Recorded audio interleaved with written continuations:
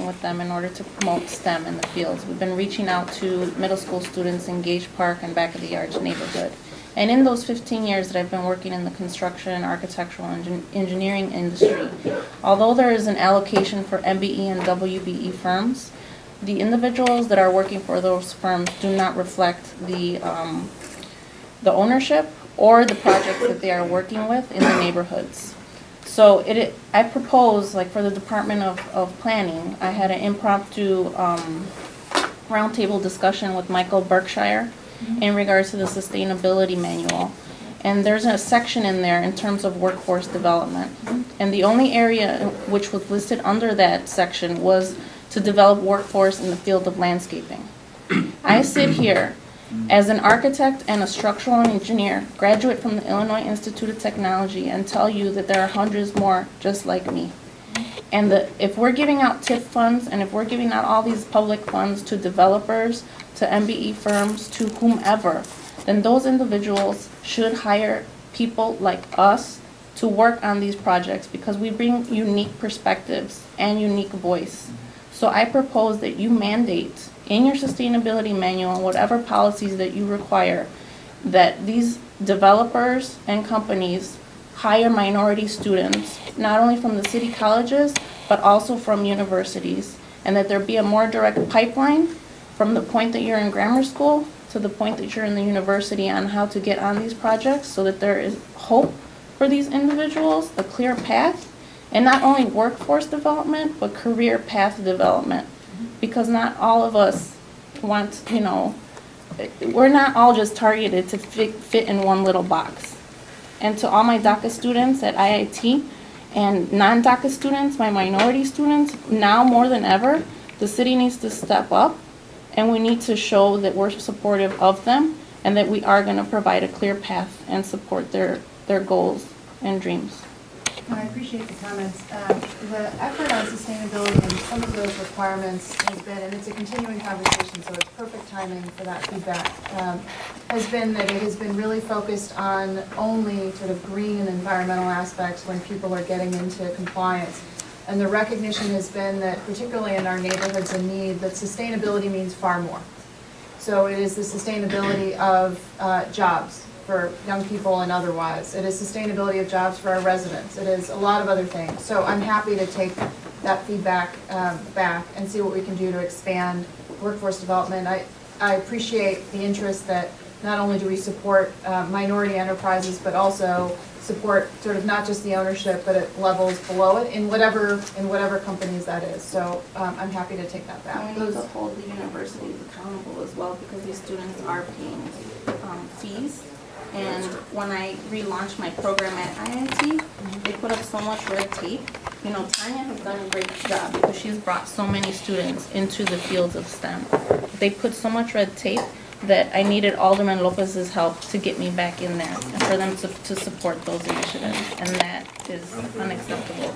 Well, and we also have the mayor has recognized, again, we've got memorandums of understanding with higher education institutions in particular, recognizing that they, like IIT, have a critical role in our communities. That is a reciprocal relationship where those institutions ask for support from the city as they may need it, but it also goes both ways. So again, I'm happy that is managed by someone, at least a colleague of mine in DPD, so I'll coordinate with the mayor's office and my colleague to bring that comment back.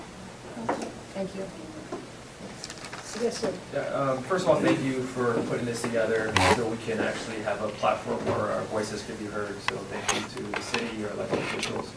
I want to just first of all start with recognizing a pattern of disinvestment that's been taking place for our community within the private sector, which makes public funding all of that much more valuable. We keep throwing this word around data, and there's a lot of bad data that's been driving disinvestment from our community. And so thank you for the Department of Health for actually being a part of an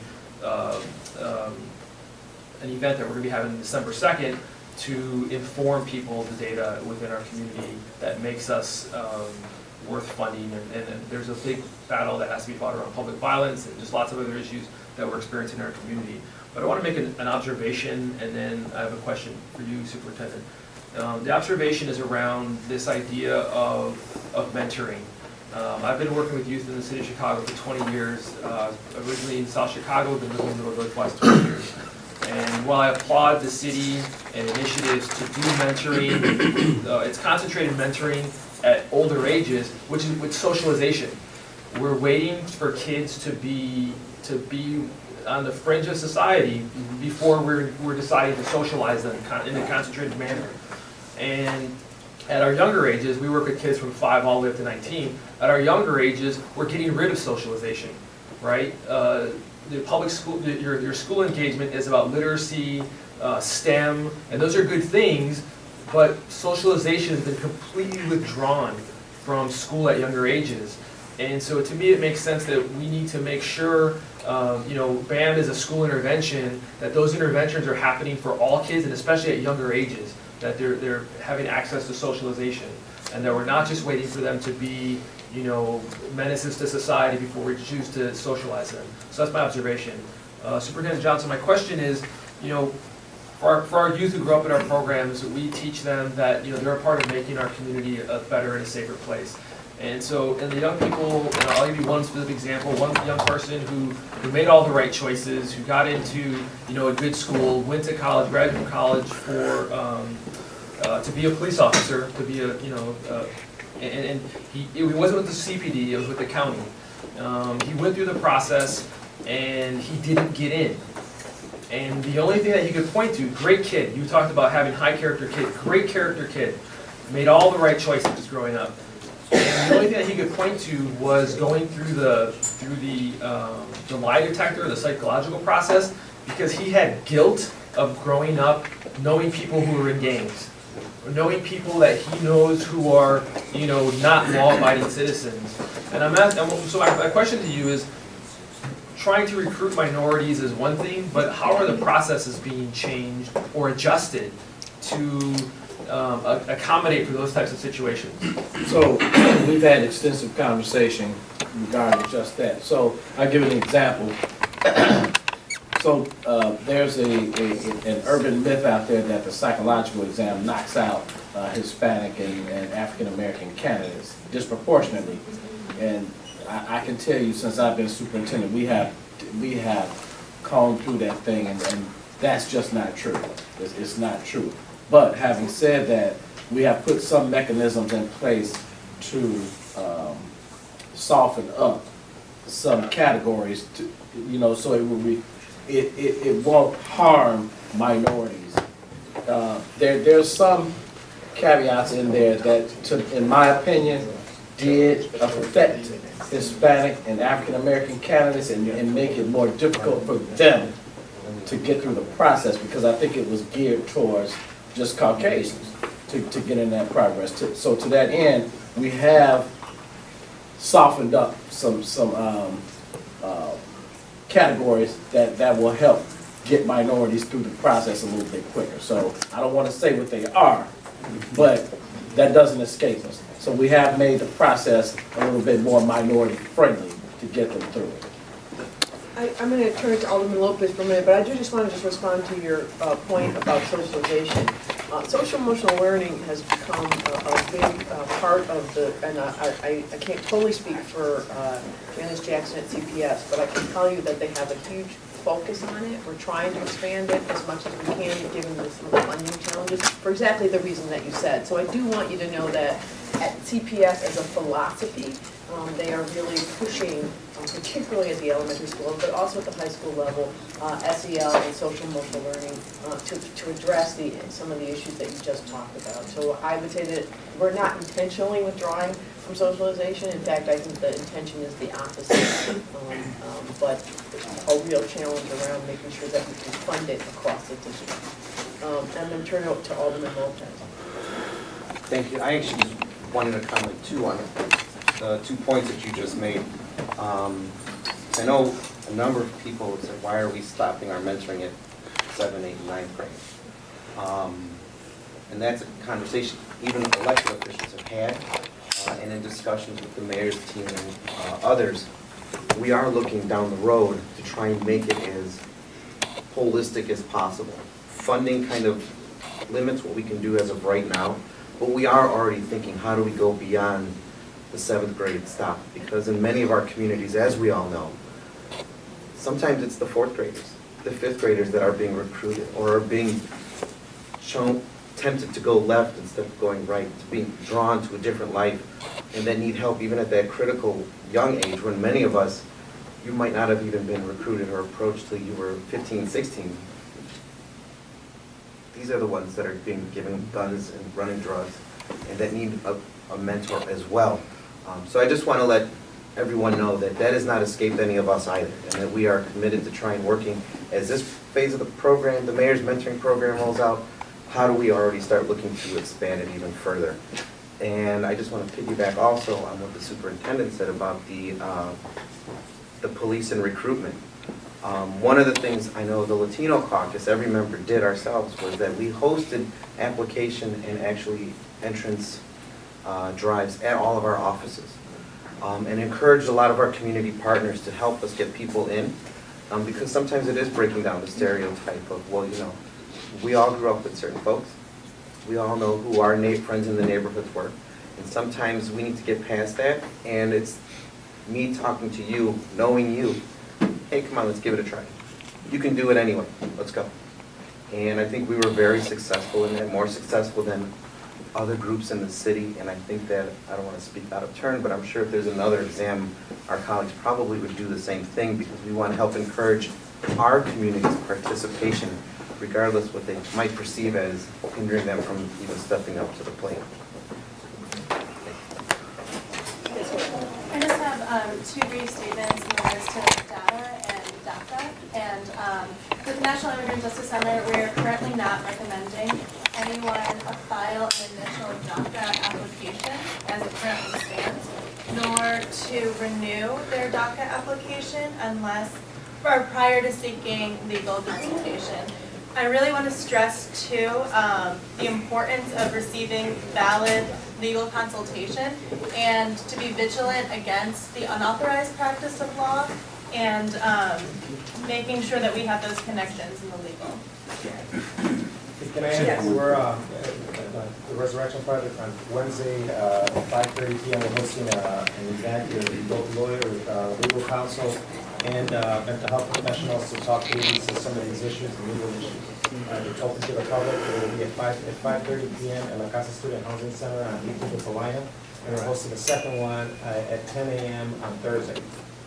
So at both places, at both events, we're encouraging anybody who has DACA or has questions related to DACA to please come, or any general immigration questions. Do you have a flyer for that we post on social media? We're putting it together next week. But yeah, 18th and Kalina, we'll put it on Facebook. We'll put it on the Resurrection Project Facebook page. In fact, I'll see if I can put a post today so that people know. Where's that second event? Also at our festival? Both will be at La Casa Student Housing Center, 18th and 1815 South Kalina. 5:30 p.m. on Wednesday, 6. Mobilizing that we're working. We are asking institutions all across the board, CBOs, NGOs, businesses to create a safe space, publicly claim your institution, your place of work as a sanctuary for students and their families during this time.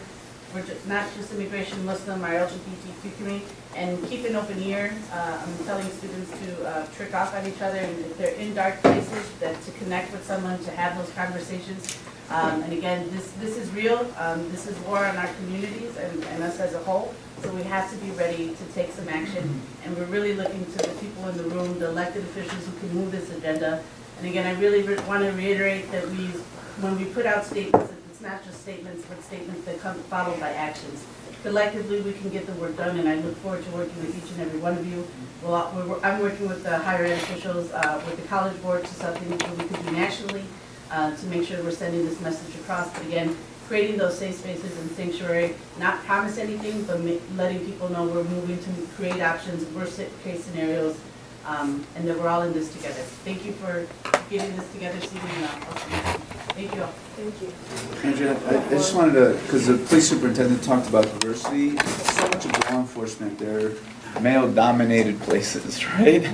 And so, what's the status of of women recruits? And what can we do to increase the number of women recruits to law enforcement? So, in terms of female, I don't have the numbers in front of me.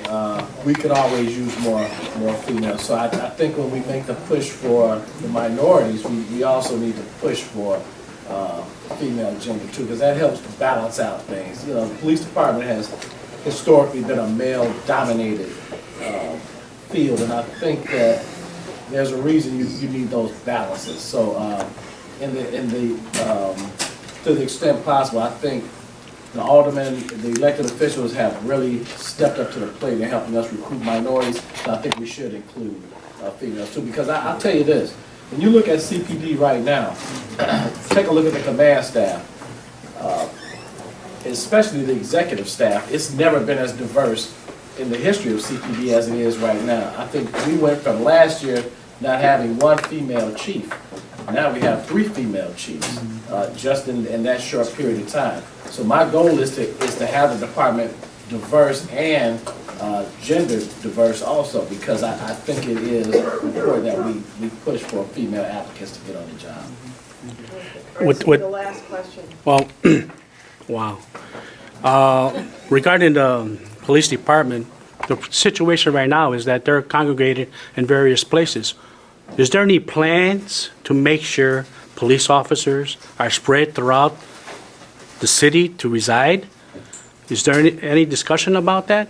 Where they can live? Yes. I think we can't, I don't have the authority to tell police officers where they can and cannot live. I think that would kind of be discriminating against them. Well, there was incentives. Well, we can do that, but we can't force police officers to live in anywhere in the city. That would be taking their rights away, and we don't want to do that. You know, we can encourage them and incentivize places. I'm all for that. But force them to have to pick a particular area of the city, I don't think it's fair. Yeah. Well, I will say what we are doing is looking at what incentives we have within our housing department at DD to incent, and as we're looking at development, neighborhood development, and the building housing development, how we can incent, because as you know, we have a lot of new police officers coming online, right? So what we can do to your point, incent and create, use some of the incentives that we currently have in place to encourage law enforcement to live in the neighborhood, some of the neighborhoods that we'd like to see being enhanced. So the answer is yes, we're looking at it, and the policy superintendent's absolutely right, we can't require it, but we can do some things to make it encourage people to spread into neighborhoods where we are trying to grow neighborhood development as a city. All right, the issue regarding the sanctuary city, we all know that Chicago is one. What efforts are being made to make sure our surrounding cities have the similar intentions? Again, I mean, the mayor has been a voice on this for a long time, but we can't, all we can do is be a role model and stand up for what we're doing. You can't require other cities or other agencies to take certain perspectives, but that's certainly what I think our mayor is doing by being a role model and by the city being a leader as we have been on this issue. All right, I want to thank everybody for being here. In particular, as I said, I want to thank my colleagues from the city. I want to thank the aldermen for hosting it this morning. This is not a one-time kind of thing. We're trying to have an ongoing discussion and create pathways for us to be aligned and also really hear from you, and you can hear from us, because that's how we build relationships, and that's what we're trying to do. So I want to thank everybody for taking the time. We know it has been a tough week, and we're going to have a tough road ahead, but we want you to know that we're working together with you, that we're listening, and the mayor and the city is going to support all of our communities, but particularly those that right now are feeling the fear of a country that may not support them the way that we always have. So, but know that the city always will. So thank you so much for coming out, and have a great rest of your day.